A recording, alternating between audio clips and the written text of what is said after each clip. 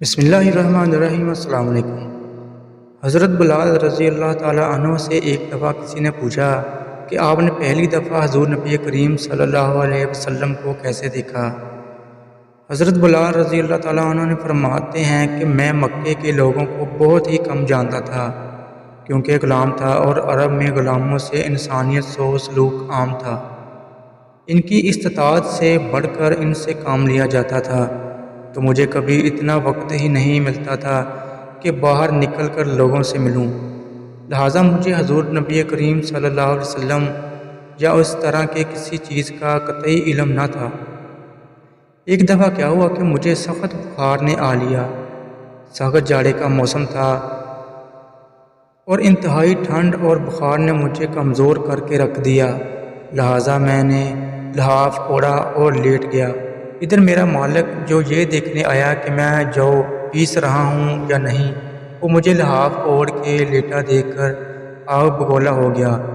اس نے لحاف اتارا اور سزا کے طور پر میری قمیض بھی اتروا دی اور مجھے کھلے صحن میں دروازے کے پاس بٹھا دیا کہ یہاں بیٹھ کے جو پیس۔ اب سخت سردی، اوپر سے بخار اور اتنی مشقت والا کام، میں روتا جاتا تھا اور جو پیستا جاتا تھا۔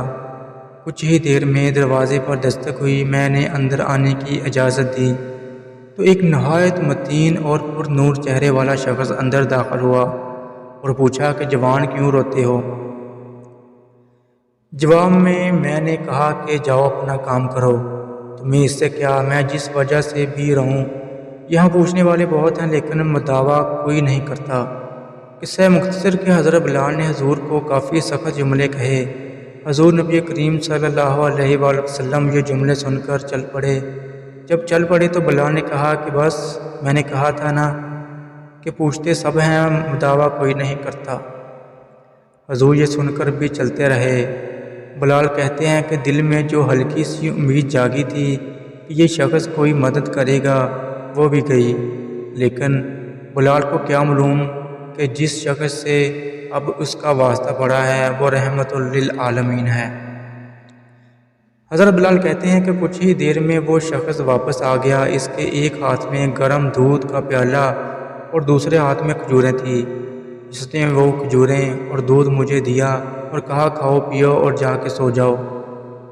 میں نے کہا تو یہ جو کون پیسے گا؟ نہ پیسے تو مالک صبح بہت مارے گا۔ اس نے کہا تم سو جاؤ، یہ پیسے ہوئے مجھ سے لے لینا۔ بلال سو گئے اور حضور نے ساری رات ایک اجنبی حبشی غلام کے لیے چکی پیسی۔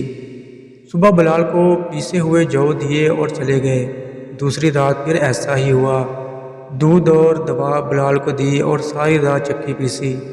ایسا 3 دن مسلسل کرتے رہے جب تک کہ بلال ٹھیک نہ ہو گئے۔ یہ تھا وہ تعارف جس کے بدن سے اس لافانی عشق نے جنم لیا کہ آج بھی بلال کو صحابی رسول بعد میں عاشق رسول پہلے کہا جاتا ہے۔